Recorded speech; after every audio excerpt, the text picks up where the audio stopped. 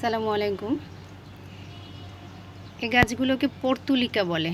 Portulaca অনেকের কাছেই খুব প্রিয়, আমার কাছেও খুবই প্রিয়। এর ফুলগুলো খুবই সুন্দর এবং অনেক ভ্যারাইটি পাওয়া যায়। তো পর্তুলিকা মূলত দেখানোর জন্য ভিডিওটা করছি না, ভিডিওটা করছি আমার স্টুডেন্টদের জন্য।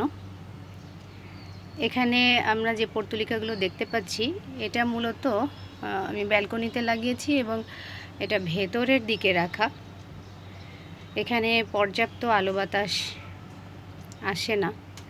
পাতার সাইজ এবং গাছের অবস্থা দেখতে পাচ্ছি আমরা। এই জায়গা থেকেই আমি পর্তুলিকার কিছু ডাল কালেক্ট করে অন্য একটা জায়গাতে লাগিয়েছি, সেটি এখন আপনাদেরকে দেখাবো।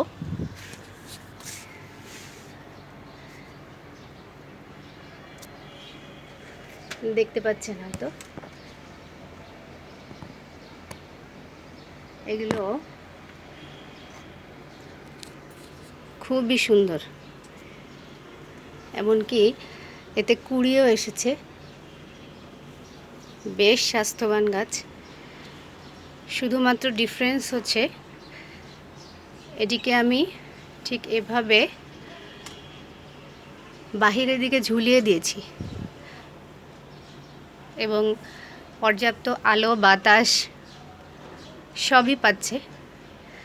একই ধরনের পানি এবং একই ধরনের পুষ্টি উপাদান দেওয়ার পরেও পর্যাপ্ত আলো বাতাসের অভাবে একই প্রজাতির গাছের দুই ধরনের অবস্থা আমরা দেখতে পাচ্ছি।